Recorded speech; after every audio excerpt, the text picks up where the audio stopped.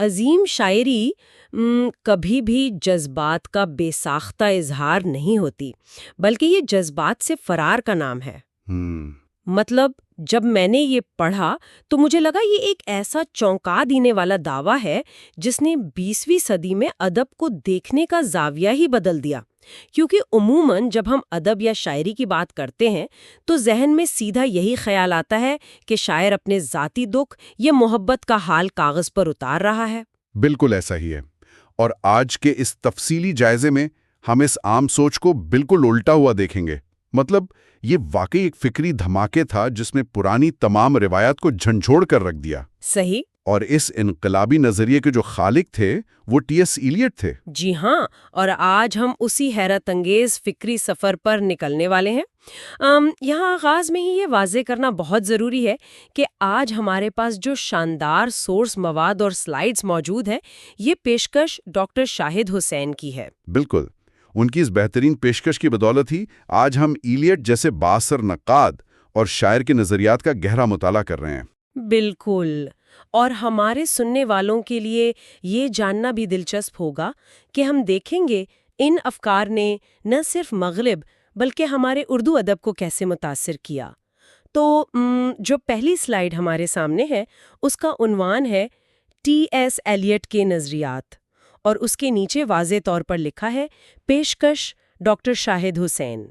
تو اب اگلی سلائیڈ دیکھتے ہیں۔ ہاں، تو ڈاکٹر شاہد حسین کی اس پیشکش میں جو پہلا نظریہ سامنے آ رہا ہے وہ ہے روایت اور انفرادی صلاحیت، اور اس میں تاریخی شعور یعنی ہسٹوریکل سینس کی بات کی گئی ہے۔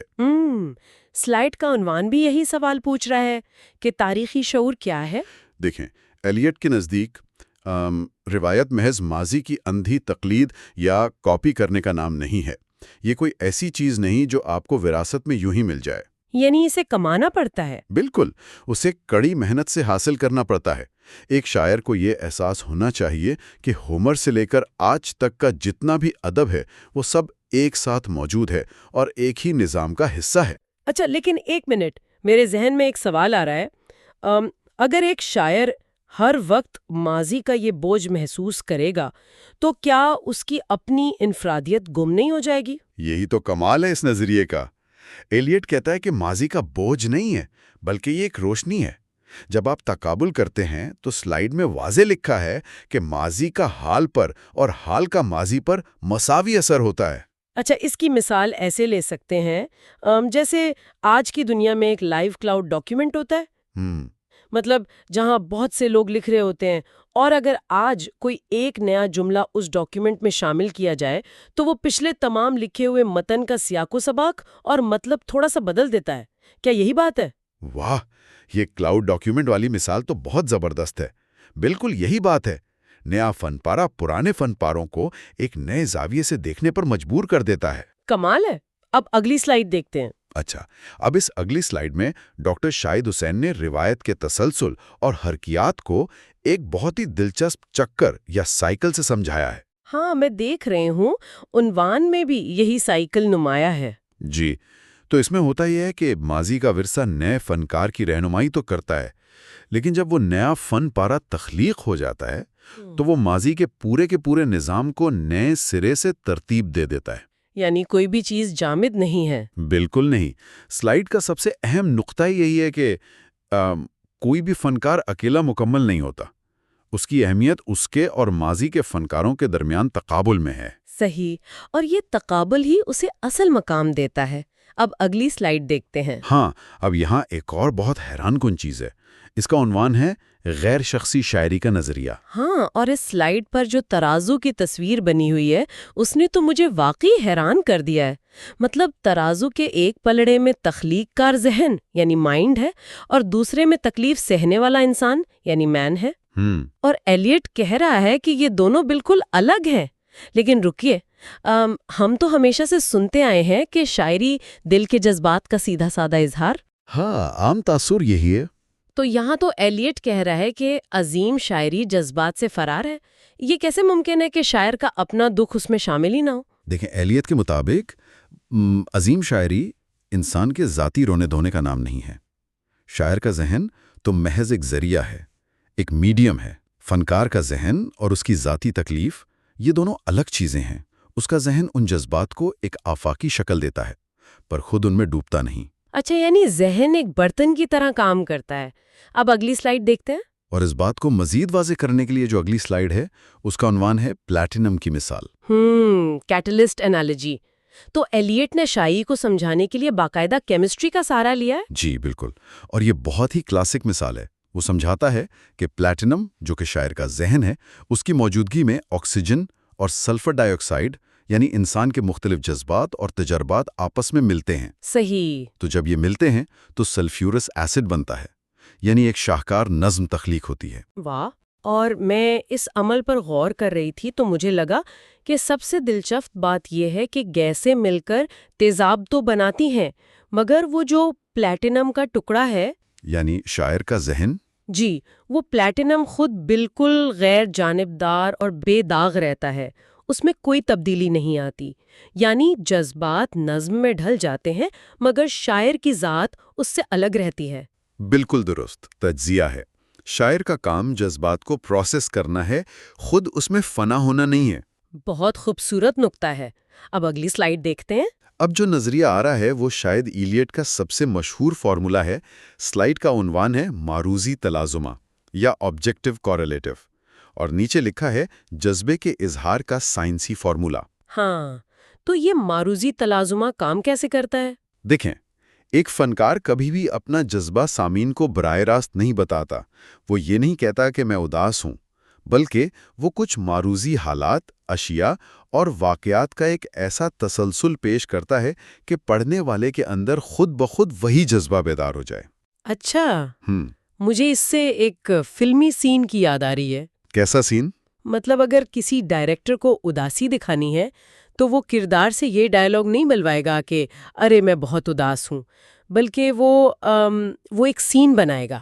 بارش ہو رہی ہوگی، ایک سنسان سڑک ہوگی اور پس منظر میں کوئی دھیمی سی موسیقی بجے گی۔ واہ! تو وہ واقعات اور اشیاء کا ایک ایسا تسلسل بنے گا کہ دیکھنے والا اسکرین کو دیکھ کر خود وہ اداسی محسوس کرے گا۔ 100% درست۔ ایلیٹ کے نزدیک آرٹ میں جذبے کے اظہار کا واحد طریقہ ہی یہی ہے۔ آپ حالات اور اشیاء کو اس طرح ترتیب دیں کہ وہ قاری کے اندر وہ کیمیائی عمل شروع کر دیں۔ براہ راست جذبہ مت تھوپیں۔ کیا بات ہے! اب اگلی سلائیڈ دیکھتے ہیں۔ اب ہم ایک تھوڑے تاریک پہلو کی طرف آ رہے ہیں۔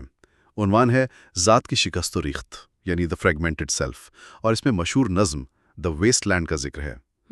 یہ تو بہت مشہور نظم ہے، پہلی جنگ عظیم کے بعد کے حالات پر۔ اور کھوکھلی مایوسی چھا گئی تھی، اور ایلیٹ بتاتا ہے کہ انسان جو خود کو ایک مکمل اور مضبوط اکائی سمجھتا تھا وہ اب بکھر گیا ہے۔ یعنی وہ ایک تسلسل نہیں رہا۔ جی، اب جدید انسان کی شناخت وقت، ثقافت اور شعور کے بکھرے ہوئے ٹکڑوں پر مشتمل ہے۔ وہ آئینے کی کرچیوں کی طرح ٹوٹ چکا ہے۔ یہ تو ایک بہت ہی گہرا اور اداس کر دینے والا تصور ہے۔ اب اگلی سلائیڈ دیکھتے ہیں۔ ہاں، اور اب ہم اس جائزے کے ایک بہت ہی دلچسپ موڑ پر آ گئے ہیں۔ بالکل، اور مجھے اس حصے کا بے صبری سے انتظار تھا۔ سلائیڈ کا عنوان ہے اردو ادب میں ایلیٹ کی آمد۔ مطلب یہ واقعی حیرت انگیز ہے کہ لندن میں بیٹھ کر لکھے گئے ان نظریات نے ہمارے خطے کے ادب کو کیسے متاثر کیا۔ یہ ایک بہت شاندار ارتقاء ہے۔ ڈاکٹر شاہد حسین نے اسے 3 واضح مراحل میں بانٹا ہے۔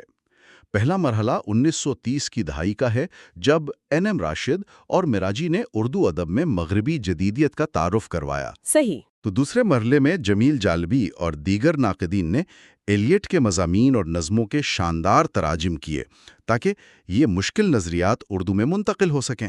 اور تیسرا اور عملی مرحلہ یہ تھا کہ اردو میں باقاعدہ آزاد نظم یعنی فری ورس کی بنیاد رکھی گئی۔ شعراء نے محسوس کیا کہ روایتی غزل میں جدید انسان کے بکھرے ہوئے نفسیاتی موضوعات بیان نہیں ہو سکتے۔ تو انہوں نے ایلیٹ کی ٹیکنیک کو اپنا لیا۔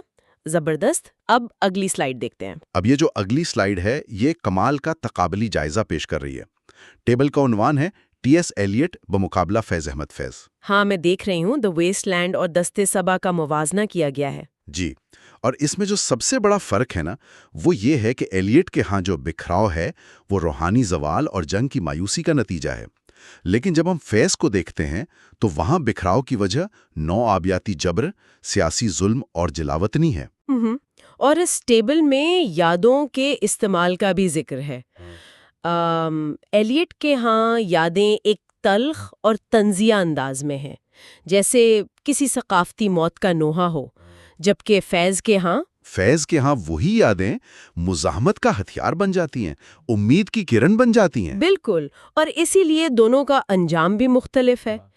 ایلیٹ کا انجام ایک وجودی مایوسی اور طنز پر ہوتا ہے، جبکہ فیض کا انجام ایک بھرپور سماجی اور سیاسی مزاحمت اور امید پر ہوتا ہے۔ بالکل ایسا ہی ہے۔ اب اگلی سلائیڈ دیکھتے ہیں۔ اب اس سے اگلی سلائیڈ بھی ایک تقابلی جائزہ ہے، لیکن عنوان ہے ایلیٹ اور نام راشد۔ اور یہاں یہ جو وین ڈائیگرام بنی ہوئی ہے یہ بہت دلچسپ ہے۔ ہاں، اس ڈائیگرام سے ان دونوں کی بغاوت کی نوعیت سمجھ آتی ہے۔ ایلیٹ کی بغاوت برجوا حقیقت پسندی اور رومانوی خوابوں کے خلاف تھی۔ سننے والوں کی آسانی کے لیے یہ برجوا حقیقت پسندی سے کیا مراد ہے تھوڑا سا واضح کر دیں گے؟ ہاں ضرور، مطلب یہ اس درمیانے طبقے کی مادی اور کھوکھلی سوچ تھی کہ بس پیسہ اور ظاہری رکھ رکھاؤ ہی سب کچھ ہے۔ ایلیٹ نے اس منافقت کے خلاف لکھا، جبکہ دوسری طرف راشد کی بغاوت مشرق کی قدامت پسندی اور اندھی عقیدت کے خلاف تھی۔ صحیح۔ اور ڈائیگرام کا جو درمیانی حصہ ہے اس میں ان کے مشترکہ پہلو ہیں، یعنی دونوں نے آزاد نظم کا استعمال کیا، ابہام اور علامت نگاری کو اپنایا اور جدید انسان کے نفسیاتی بکھراؤ کی تصویر کشی کی۔ بالکل، ٹولز ایک جیسے تھے مگر مقاصد مختلف تھے۔ اب اگلی سلائیڈ دیکھتے ہیں۔ اب اس سلائیڈ کا عنوان بہت زبردست ہے، زبان اور آواز بحیثیت ہتھیار۔ یہ تو واقعی ایک پاورفل عنوان ہے۔ جی، دیکھیں ایلیٹ کے دور میں دی ویسٹ لینڈ میں زبان کا زوال نظر آتا ہے۔ بہت سی زبانوں اور آوازوں کا ایک بے ہنگم شور ہے جو ظاہر کرتا ہے کہ اب رابطے کا فقدان ہے، تہذیب گم ہو چکی ہے، کوئی کسی کی بات سمجھ نہیں رہا۔ سرشپ اور سیاسی جبر تھا، تو اس جبر میں زبان کو ایک علامت بنا دیا گیا، مطلب خاموشی کو بھی مزاحمت بنا دیا گیا۔ استعارے جو تھے وہ واقعی معاشرتی حقیقت بن گئے۔ یہ واقعی ایک حیرت انگیز تضاد ہے، وہاں شور میں مایوسی تھی اور یہاں خاموشی میں مزاحمت تھی۔ بہت خوبصورت بات کہی آپ نے۔ اب اگلی سلائیڈ دیکھتے ہیں۔ جی، اب اس سلائیڈ کا عنوان ہے نوبل انعام اور شاعری کی آفاقی حیثیت۔ 1948 میں ایلیٹ کو نوبل انعام ملا تھا۔ ہاں، اور ایلیٹ نے اپنے پیغام میں ایک کمال کی بات کہی تھی۔ اس نے کہا کہ یہ نوبل انعام کسی ایک شخص کا نہیں بلکہ شاعری کی آفاقی قدر کا اعتراف ہے۔ شاعری ایک ایسی ماورا قومی یعنی سپرا نیشنل زبان ہے جو سرحدوں سے بالاتر ہے، اور یہی زبان مختلف قوموں کے درمیان تفہیم اور محبت کا پل بنتی ہے۔ اس کی ذمہ داری بین الثقافتی مکالمے کو پروان چڑھانا ہے۔ یعنی شاعری کی کوئی سرحد نہیں ہوتی، وہ پوری انسانیت کا ورثہ ہے۔ تو اب اگلی سلائیڈ دیکھتے ہیں۔ اب یہ ڈاکٹر شاہد حسین کی پیشکش کی آخری سلائیڈ ہے۔ عنوان ہے حرف آخر، نظریات سے عالمی اثرات تک، اور اس میں ایک اہرام یعنی پیرامڈ کی ساخت بنی ہوئی ہے۔ تو یہ پیرامڈ ہمارے آج کے پورے سفر کا خاکہ پیش کر رہا ہے۔ جی، پیرامڈ کی بنیاد میں وہ بنیادی نظریات ہیں: تاریخی شعور، غیر شخصی آرٹ اور معروضی تلازمہ۔ صحیح۔